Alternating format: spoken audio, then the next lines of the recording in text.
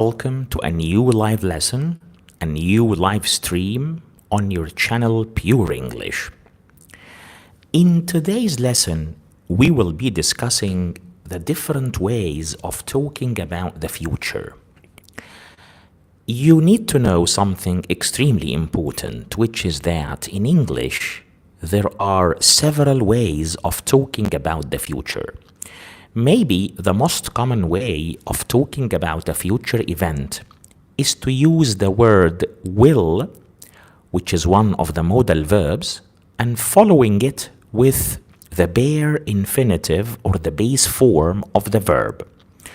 So, someone might say, I will travel to India tomorrow. I will travel to India tomorrow. However, after you understand today's lesson, you will know that this sentence is grammatically inaccurate. Because when you talk about a future plan or a future arrangement, you shouldn't be using the word will, but you should be using other ways of talking about the future. And this is what the title of the video dictates. It tells us that there are many ways of talking about the future. And in today's live stream, I will be discussing these different ways with you so that you can master all of them and you become efficient and competent enough whenever you talk about the future or write about it.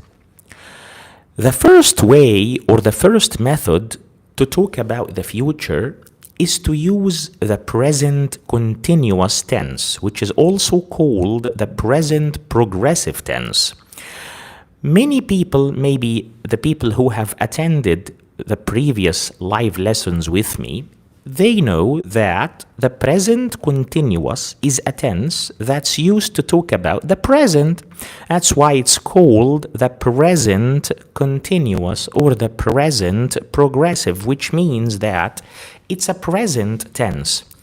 It is used to talk about an action that's happening right now. So when we say, for instance, they are playing tennis, this means that they are playing tennis right now at the moment, even if the sentence doesn't contain the time expression right now or at the moment. Using the present continuous or the present progressive in itself tells you implicitly that the action is happening right now at present at the time of speaking. However, you can use the present continuous to talk about an action that happens in the future. So the present continuous doesn't have to be used for actions which are happening right now. It also can be used to talk about something that's going to happen in the future. So you can say, for instance, he is playing tennis tomorrow. So using the time expression tomorrow tells you that this is a future action or a future event. You're saying he's playing tennis tomorrow. So you're using the present continuous here by saying he is playing, but you're not talking about an action that's happening right now, which is the normal usage of the present continuous. But you are referring to a future event, and the evidence is that you're saying he's playing tennis tomorrow. Another example for using the present continuous to talk about the future is to say, I am not working next week. I am not working next week. This is a present progressive or a present continuous sentence in the negative. And it talks about an action referred or connected or related to the future. Why? Because we are using the time expression next week. So we don't say, I will not work next week. That's not the best way to say it. You don't say he will play tennis tomorrow, because most people, whenever they talk about the future, they find themselves automatically using the option which is will plus the verb, because this is the most famous method or the most famous way of talking about the future. But no, today in this live lesson, we are talking about the various ways of talking about the future and when to use each of them. So the best way to say it is to say he is playing tennis tomorrow rather than he will play tennis tomorrow, and to say I am not working next week rather than saying I will not work next week. So the question that you need to ask here is, when should we use the present continuous or the present progressive to talk about the future? Well, we use the present continuous or the present progressive to talk about a future arrangement or a future plan. So when you say that you are doing something in the future, which is the present continuous, when you say I am doing that thing in the future, this means that you have arranged for it to happen in the future. This means that you have planned for it to happen in the future. So the arrangement has been made, the planning has been made, everything is arranged, everything is planned. Let me give you some more examples utilizing the present continuous in future events or in sentences talking about future events. We can say, for instance, we are having a party next weekend. We are having a party next weekend. This is a sentence using the present continuous. We are having. And using next weekend means that we're talking about a future event. And we're saying it like that because we have arranged for that party to happen next weekend. We have planned for this party to happen next weekend. Also, another example. She is visiting the dentist on Friday. She is visiting the dentist on Friday. This means that she has already arranged to visit the dentist. Maybe she has set up an appointment with the dentist. She has already planned and she has already arranged that visit to the dentist. So say, Sophie, for example, Sophie is visiting the dentist on Friday, which means that she has arranged for that to happen, which means that she has planned for that to happen. So we say Sophie is visiting the dentist on Friday. One more example, you say, I feel tired. I'm staying at home tomorrow. I feel tired. I am staying at home tomorrow. So this person has planned to stay at home tomorrow. This person has arranged to stay at home tomorrow. And staying at home tomorrow is a future event, which means that because it refers to a future arrangement or to a future plan, we use the present continuous. So we say, I am staying at home tomorrow. Right, so this is the first way of talking about the future, which is using the present continuous or the present progressive. The second way of talking about the future is to use the present simple. Well, as you know, the present simple is an English tense which is used to talk about habits, to talk about routines, to talk about things that happen all the time, to talk about things which are true in general, to talk about things that continue indefinitely. All right, so all of these are the normal usages of the present simple tense. However, you can use the present simple to talk about future events. So an event that happens in the future You can refer to that future event using the present simple. When? You do that when that future event happens as part of a schedule or as part of a timetable. Schedule is the British pronunciation of the word schedule.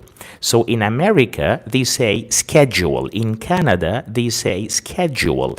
Even some people in Britain say schedule, but schedule is the British more common pronunciation of this word. So back to what we were saying about the present simple.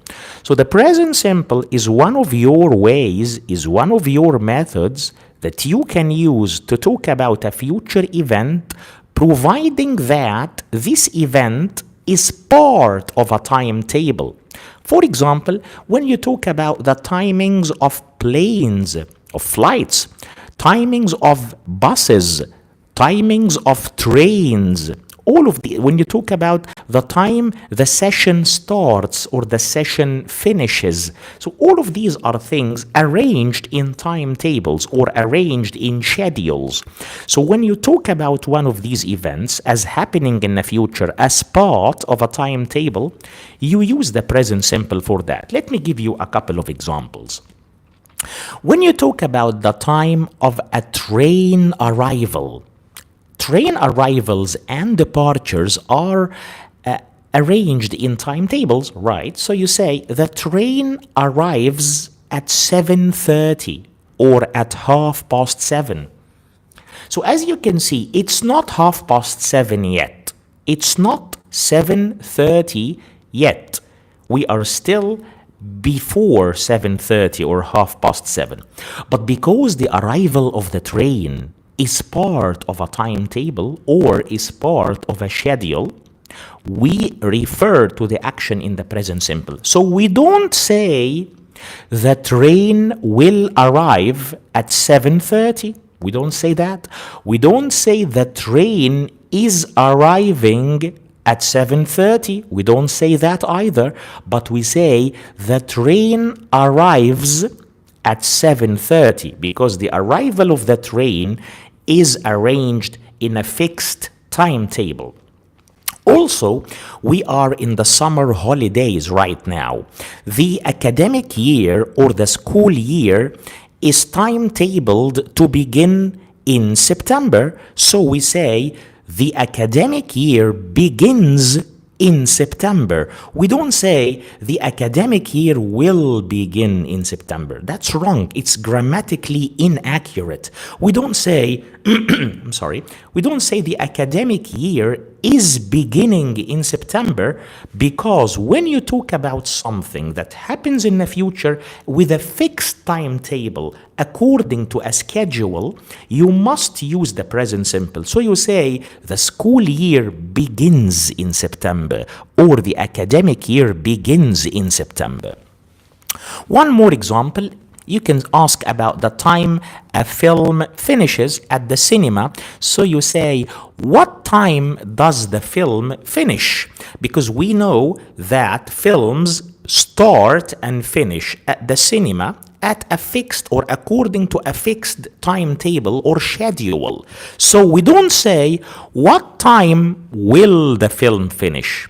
We don't say, what time is the film finishing, but we use the present simple for that purpose, and we say, what time does the film finish? Because the times of finishing and starting of films at cinemas go according to timetables. So to make a quick comparison between the two tenses that we have talked about so far, we said that there are many ways to talk about the future. We have covered two of them so far, which are the present continuous and the present simple. So in addition to the normal usages of these tenses to talk about the present, we can also use them to talk about the future. If you are talking about something that you have arranged to happen in the future, or something that you have planned to happen in the future, use the present continuous for that purpose. Whereas if you're talking about a future event that happens as part of a timetable, or that happens as part of a schedule or a schedule, we use the present simple for that.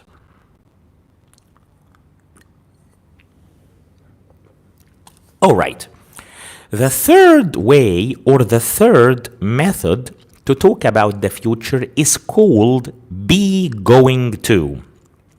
When I say be, which means am or is or are. So when I say be going to, this means I am going to, or he or she or it is going to, or we, you, and they are going to.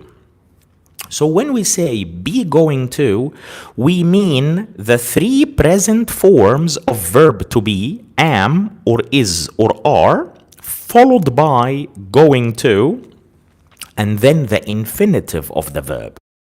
So for example, when you say, she is going to watch TV this evening, she is going to watch TV this evening. As you can see, this is a sentence displaying the usage of be going to. We're saying she is, that's verb to be, she is going to watch, which is the infinitive of the verb or the base form of the verb.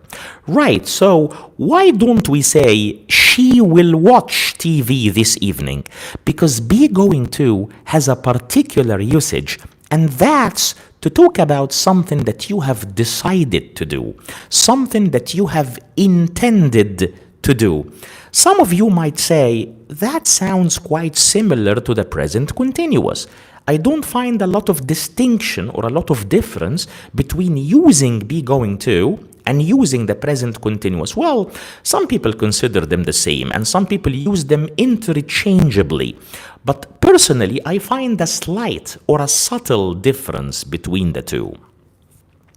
If you say, I am going to watch TV, this means that you have decided to watch TV.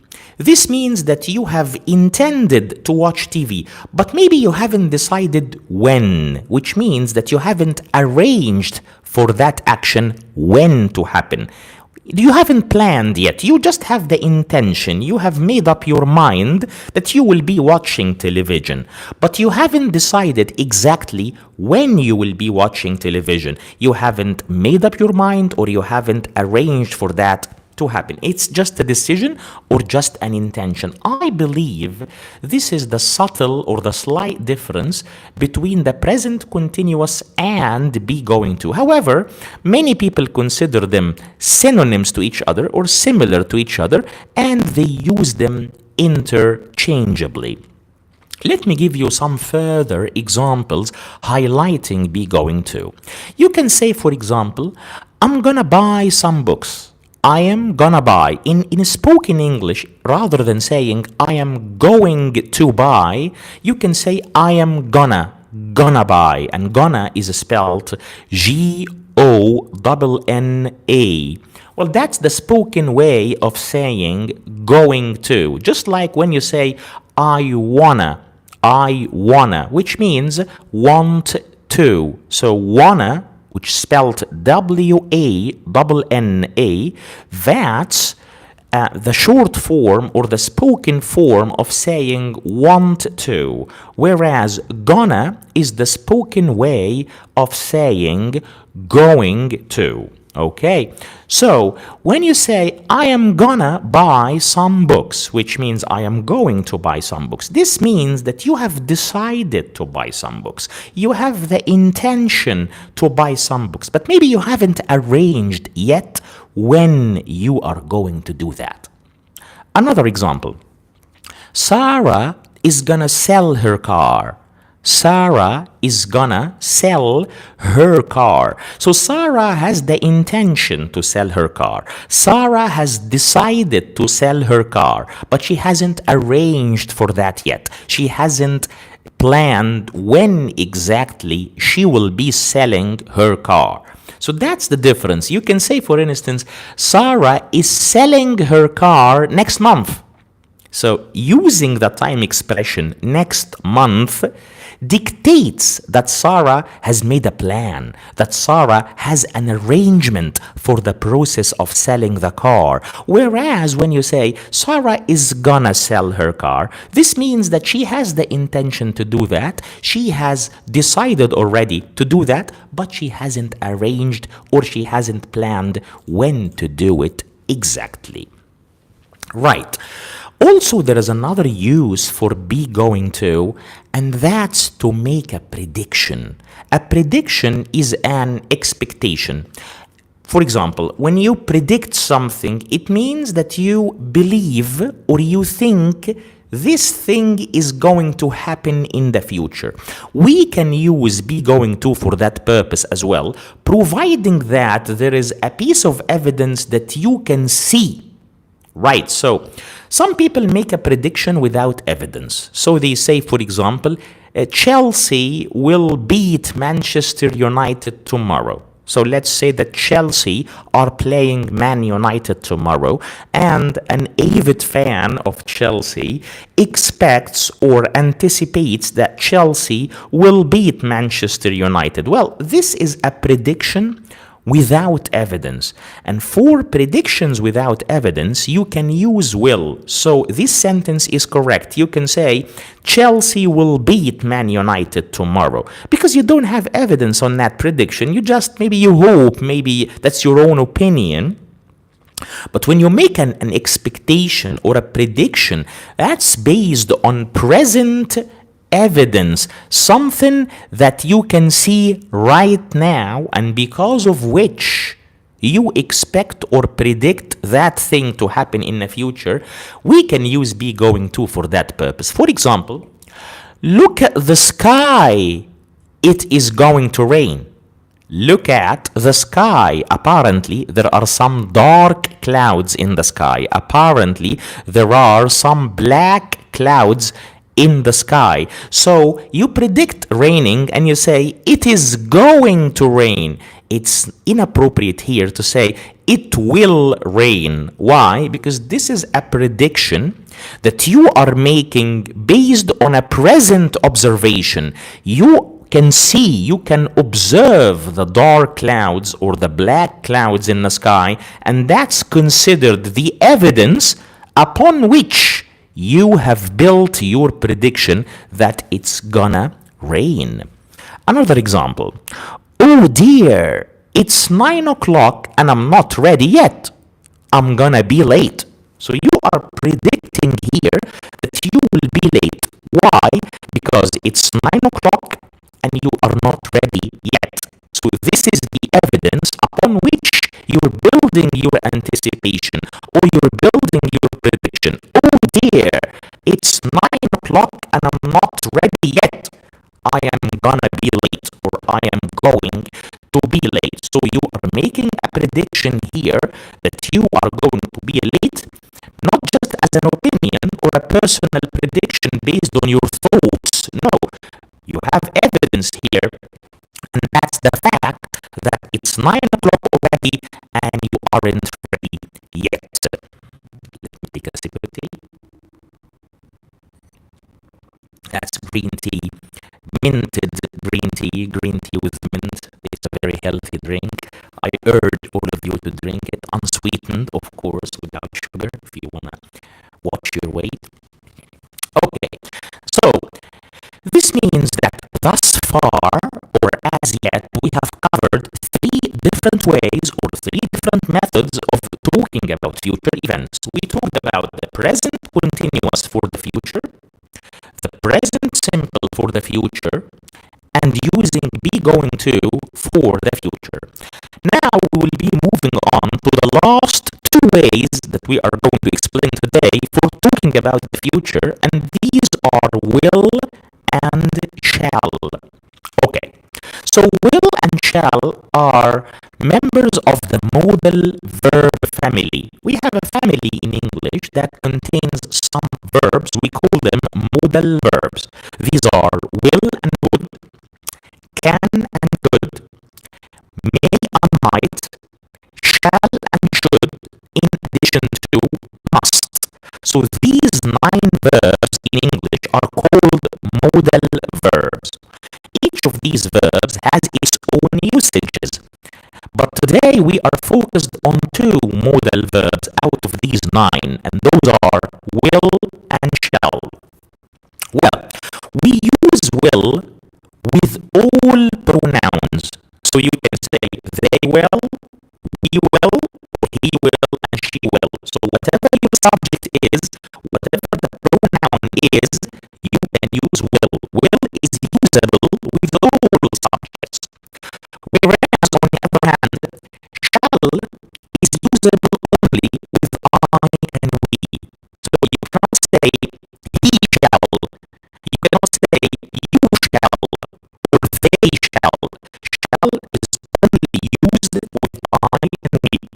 The negative of will is will not, and in short form it is written won't, and that's spelled W-O-N apostrophe D.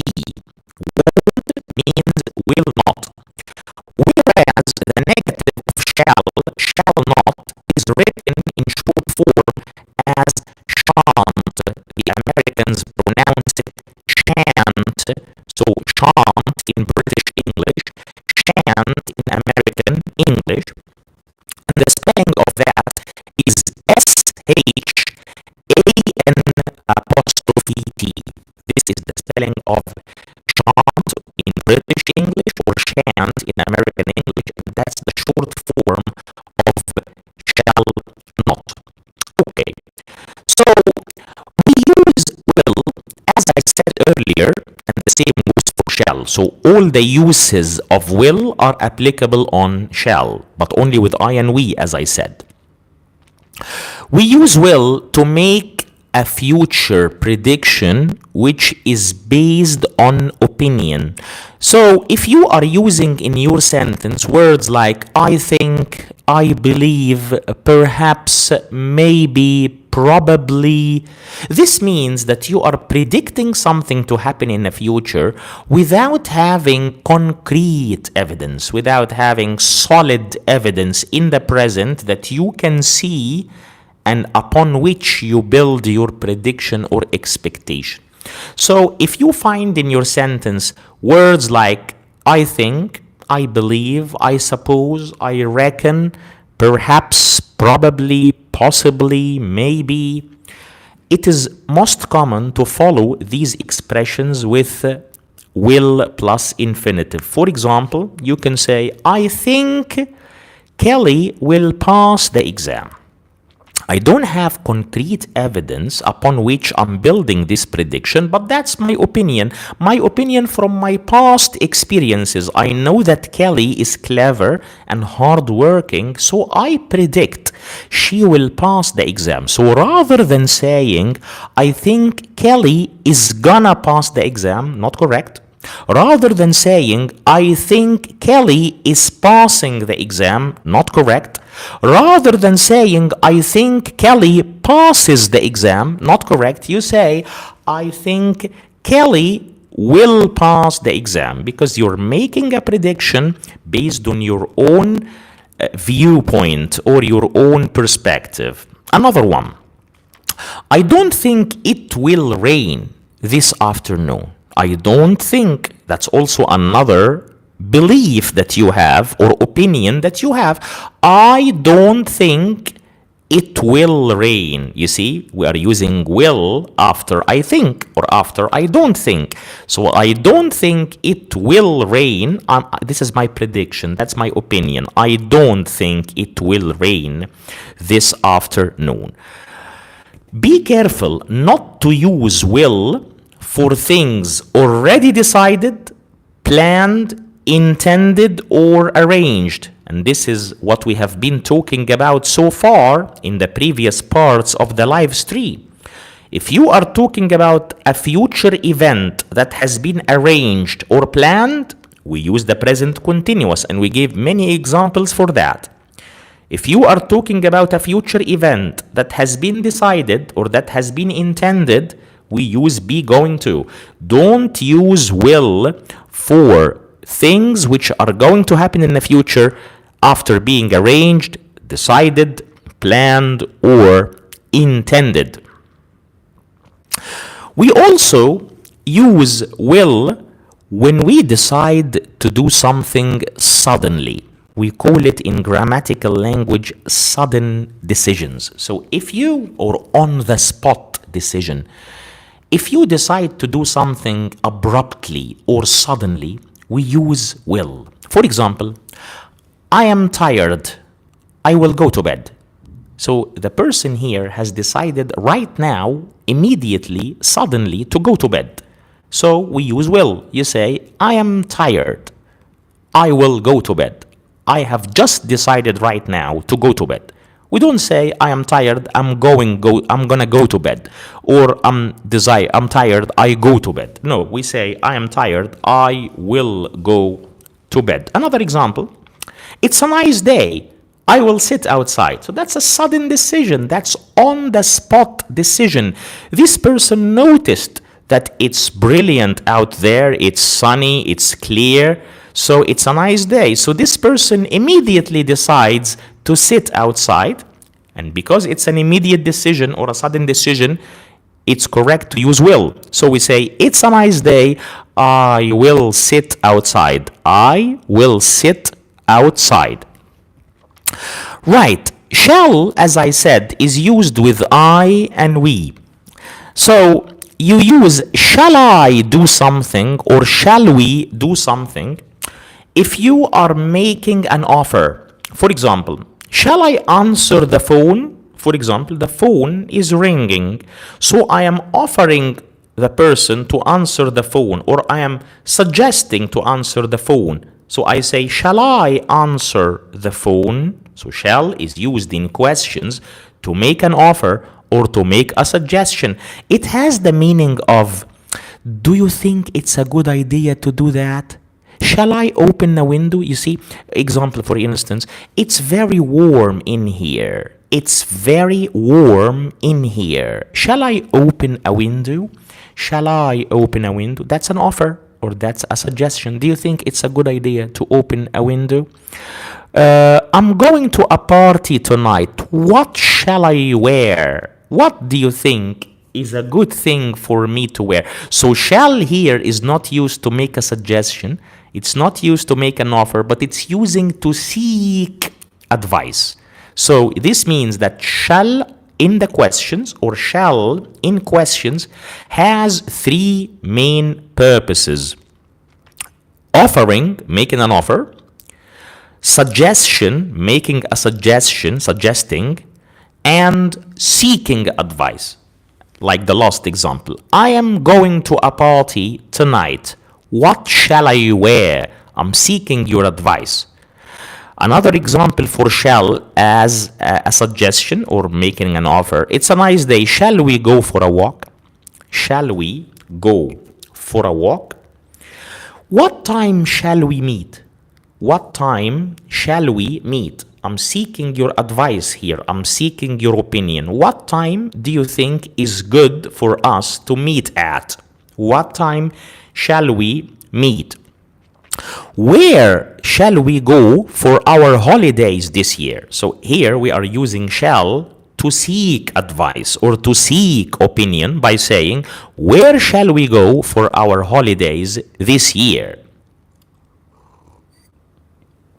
So as you could see, in affirmative sentences, which is another name for positive sentences, and in negative sentences, you can use shall instead of will, and you can use shan't instead of won't, only with two pronouns, I and we, which means I will is equal to I shall. We will is equal to we shall. I won't is equal to I shan't. We won't is equal to we shan't. And in American English, as I said, they pronounce it shan't, although Americans don't use shall very often. Shall is more common in British English. But in questions, shall, if you use it in a question, this means that you are making an offer in that question, or making a suggestion, or seeking opinion and advice. Right, so to wrap up or to recapitulate on what we have said in today's live stream, we were talking about different ways or different methods of talking about the future. We started our session with talking about the present progressive or the present continuous as one of the most common ways of talking about future happenings or future events. Then we talked about using the present simple for that purpose, when to use the present simple to talk about future events. Then we talked about be going to, and we said that be means that we use any of the three present forms of verb to be. So you say, I am going to, he or she or it is going to, we or you or they are going to, and we follow all of these expressions with the bare infinitive or the base form of the verb.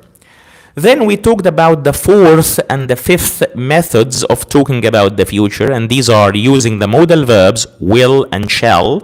We talked about them, and we talked about the differences and the different usages of them in order to refer to future events. I have forgotten to call on you to subscribe to the channel. Interact with the video if the content appeals to you, like it and share it with your friends and family members and any other person who might be interested in learning English. And if you have any remarks or suggestions, please feel free to leave them down in the comment box. I would be more than glad to respond to them. Stay tuned for our upcoming lessons, being recorded videos or live streams like this. And for now, I'd like to wish you an excellent day, enjoy the rest of your day, and goodbye for now.